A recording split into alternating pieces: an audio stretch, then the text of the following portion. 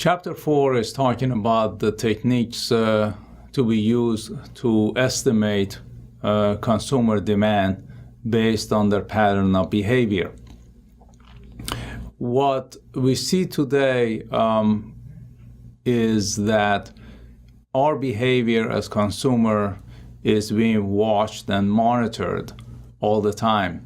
Whether we go to Target to purchase a product, whenever we use our credit card, if we purchase something online from places like Amazon.com, all of these are monitoring our behavior and our reaction to any changes. And they are keeping track of us as individuals to advertise directly to each one of us. So if you go to purchase anything online on the internet at Amazon.com, for example, and then come back a day later and you click on any other site, it doesn't have to be Amazon.com, and the advertisement on the other sites would come based on what you did the day before looking for a product on Amazon.com or any other sites, Walmart.com or whatever. So that way they would be able to direct their advertising toward individuals. So customized advertising is what they are doing today.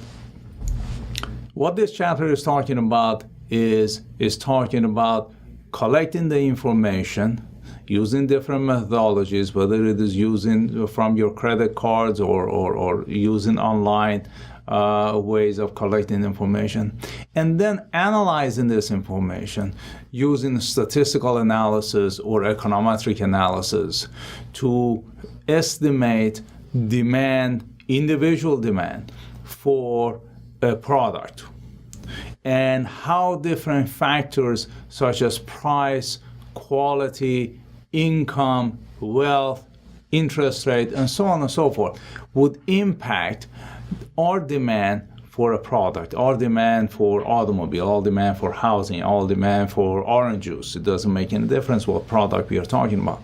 So the whole goal is trying to understand the behavior of the consumer to any factor changes, any of the factors that determine the demand. And based on that, they would be able to forecast the demand. Based on that, they would be able to estimate the demand for the product. You all already had the statistics class, so you know about regression analysis, whether it is a simple regression analysis or multiple regression analysis. And in this chapter, what they are showing is the use of simple regression analysis and multiple regression analysis to estimate demand for a product. I think table 4.1 in your book is talking about demand for oranges and how different prices would impact quantity demanded, and based on that, they will run a simple regression and come up with the estimation of demand. We are getting ahead of us. So let's talk about the ways of the ways of studying consumer demand. The book explains these different ways, such as expert opinion, consumer survey, test marketing, price experimentation, and use of historical data and some unconventional method. These methodologies are explained in your book and on the next four slides here, and you can read those on your own.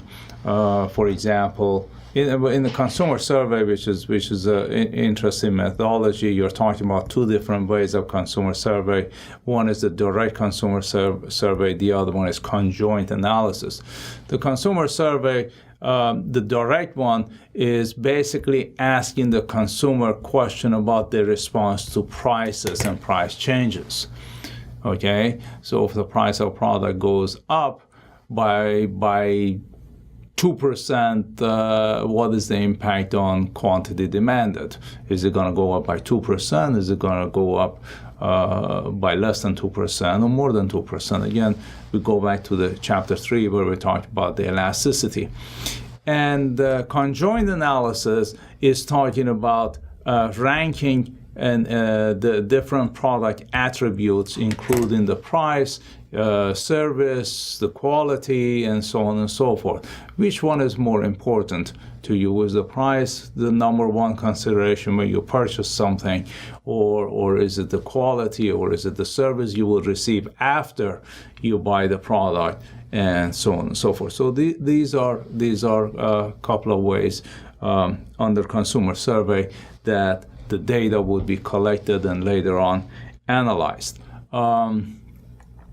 Okay, another pitfall with use of marketing method is the same stuff you have when you take a sample and study a sample, and from that you make inferences about the population.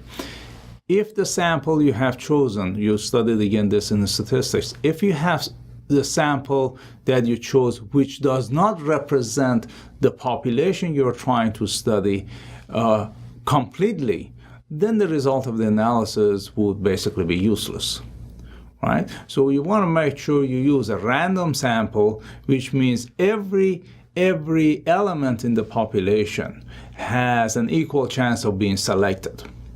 And so your sample would truly represent your population. And you do a test marketing or whatever you have to do to come up with the data and then analyze it later. Then the result of your analysis would be closer to what the population result would have been had you had the chance to study the whole population, which of course it is too costly time-wise and money-wise. Sometimes it would not be available. In statistics, we talked about multiple regression analysis. Again, you have your regression analysis is divided into basically two categories. One is a simple regression analysis. The other one is a multiple regression analysis. A simple regression analysis, I'm going to write it here. Simple regression analysis, for example, it says quantity demanded is a function of price. Okay, so you have one variable, price, which is your independent variable, and one dependent variable, which is quantity demanded. Okay? So there is only the price that would influence the quantity demanded here. This is a simple regression analysis. So if you collect the data for quantity demanded at different level of prices, for a particular product, and run a regression, you would get a simple regression. You would get a QD as a function of P. So you're going to get a linear regression, if you will, if you try to fit it in a line. Okay, so you can have a linear regression or you can have a non-linear regression. There's two choices you have, even with the simple regression. You have the two choices. On the other hand, when we talk about multiple regression, here you would say that quantity demanded is not only the function of price, but also is a function of income. It's also a function of interest rate. It's also a function of wealth.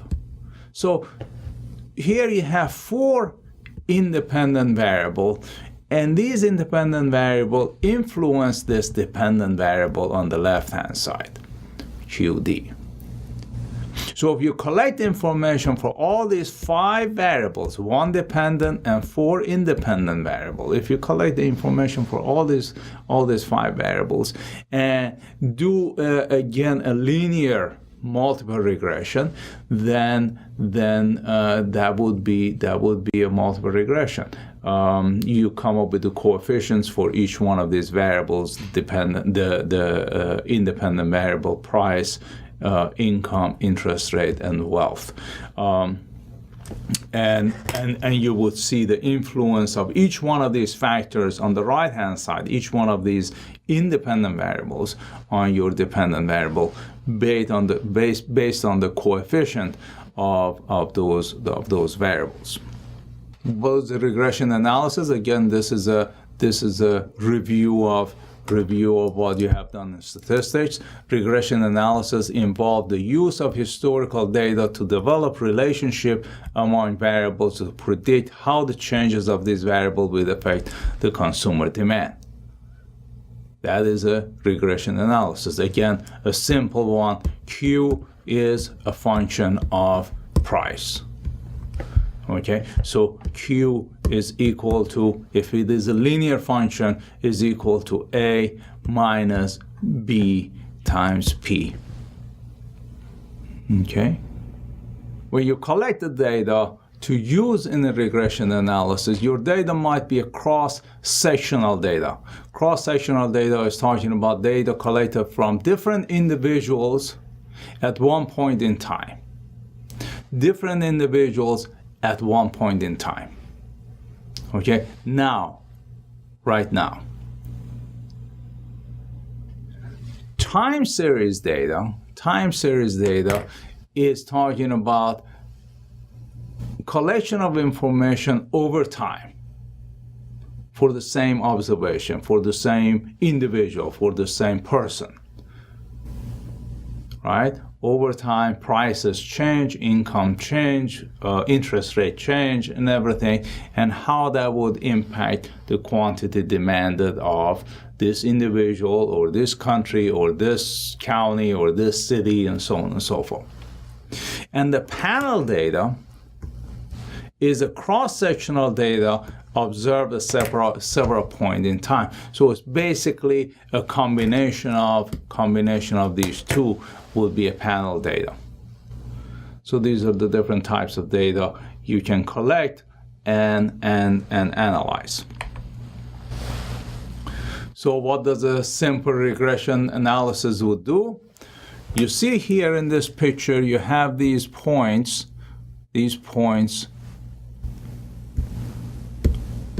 These are your actual observation. These are based on collection of the data. A simple regression, what it does do is to find a line that would best fit, through these points. So you can see this line, let's call it L1. This line here is fitting these points better than any other line, let's say L2. L2 does not fit those observations. So regression analysis would find the best fitted line that goes through your actual observations. Fit the data better than any other. Okay? And the methodology you use, again, you have read it in your statistics classes, is explained in talking about square of deviation of the actual number from the predicted number or the estimated number. Again, predicted number and estimated number is based on your line, your fitted line. So if you have observations and your line goes through like this, right? Then this is your actual observation point. This is actual observation point, and then this would be the predicted one. This difference is the deviation. Okay? This difference is the deviation we are talking about. Or for this point here, this is the deviation. So the sum of the square of this deviation, you want to minimize it. the sum of the squares of this deviation, you want to minimize it. This is basically the methodology used to find the best fitted line in regression analysis. Okay, the minimum of the sum of the squares. In your textbook, they talk about, I think the example is about oranges and how to determine the quantity demanded for oranges based on the price of oranges. And I think that's table 4.1 in your book. So you have 20, 30 data points for prices, 20, 30 equal number of data points for quantity demanded. You put those in Excel or any statistical program and ask you to do a regression analysis, and it would do, and it come up with these. Basically, what it comes up with is these coefficient, this constant and this coefficient for P. Okay? Now, what this one would show, for example, this is the important one, the coefficient of P. It shows there is, number one, it shows there is a negative relationship between price of oranges and quantity demanded for oranges. Well, we would expect that, right? Because demand, if I put the price here and I put the quantity here, demand is downward sloping, right? So the relationship would be negative. Price go up, quantity demand will go down. And the 1.578, the 1.578 indicate the strength of the relationship between price and quantity demanded. So if price go up by 1 unit, quantity demanded will go down by 1.578, whatever number you have here. Okay, so that shows the strength of the relationship. Or in a graph, that would be the slope of your line. When you do your Excel, when you use a statistic to come up with these coefficients, it would also give you several values. One is called the t-statistics, which would be the number in front of that coefficient that was calculated by the statistical program, and the other one is R squared, which is the coefficient of determination. Okay. Now the question is, how well does the regression equation explain this relationship between quantity demanded and the price of the product? Well, that depends on the t-statistics and R squared, which basically come from the same source. The t-statistics, it has to be high enough. It has to be high enough to indicate that, yes, there is a relationship between price and quantity demanded. I'll give you an example. If your data points are like so,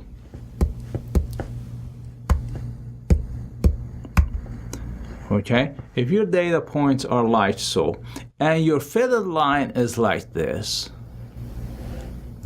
okay, this line is very close to those points compared with this situation. Again, quantity here, prices here. These are your observed data, right? And then you would do a line, okay, maybe a line something like this. Now you can see that in this first example, the observed points are very close to the line that you come up with by using the regression. So you would expect R squared to be high in this case and t-statistics to be high, as opposed to this picture where the points are scattered, and actually instead of having this black line, you know, one of you might say, oh, that is not the best fitted line. Maybe for me, it seems to be the best fitted line is this, right? So there's no clear cut to have the best fitted line. So here R squared would be small, R squared would be small, and and T would be small. So if that is the case, basically it would tell you that no, there is not a strong relationship, or there is no relationship between the two variables, price in this case and quantity demanded. Okay? So R squared and T statistics determine basically whether there is a relationship, and this relationship is explained by this regression model. Okay? Now, how large are we talking about the T statistics? T statistics normally, to have the two variables related to each other, T statistics needs to be higher than 2. Higher than 2. Now R squared would show as a percentage normally, or actually as a fraction. So if R squared is equal to 0.80, right? That means that 80% of variation in quantity demanded can be explained by variation in price. 80% of the variation in quantity demanded can be explained by variation in price. What does it mean? That means the other 20% of the variation in quantity demanded should be explained by other variables, which your simple model is not taking into consideration, right? Other variables such as income, such as wealth, interest rate, whatever that comes to your mind, right? So technically, you can think, if I go from a simple regression to multiple regression, to bring in more variables to explain the quantity demanded fluctuation, then R squared should go up. And in a lot of cases, it would. If they are related, if those other variables you have chosen are related or have influence, there are factors that influence quantity demanded, yes, R squared will go up. Again, these are statistics. The printout of this simple regression, it is in your book. So you can look at it and see how much is the T statistics for this example, the orange example in your book, and how much the R squared is. Okay? If I remember correctly, R squared is very large, and also the T statistics is I think 8 or so, so it would show it's better than 2. So definitely there is a relationship between price and quantity demanded, and the statistical analysis would give you other stuff in there too, that again you go back to your statistics and understand them better. The multiple regression, again, multiple regression is showing the relationship between a single dependent variable and a multiple independent variable. Again, Q is a function of X1, X2, X3, so on and so forth. Many independent variables, right? That is a multiple regression. So you collect the information for all these different variables and plug it into Excel, plug it into any statistical package, and it would come up with the coefficients. So what do we have here? This is the result of a multiple regression. Now this one shows the relationship between two independent variables. One is price, the other one is advertising expenditure, ADV. Price and advertising expenditure, and how they would influence quantity demanded. Again, you would observe the sign. You would observe the sign here, negative 1.308. The negative indicate a negative relationship between price and quantity demanded, right? Which is what we expect. Price goes up, quantity demanded will go down.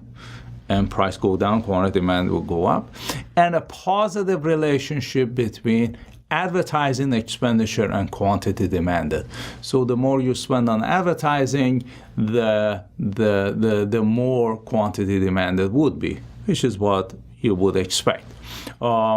the magnitude of the relationship, of course, is this exact coefficient. So advertising with the coefficient of 11.246 tell you that each time advertising expenditure goes up by 1 unit, whatever that 1 unit is it $1,000, is it $100,000, depending on how you enter your data. So if advertising expenditure goes up by 1 unit, this one shows that quantity demand go up by 11.246 unit. Okay?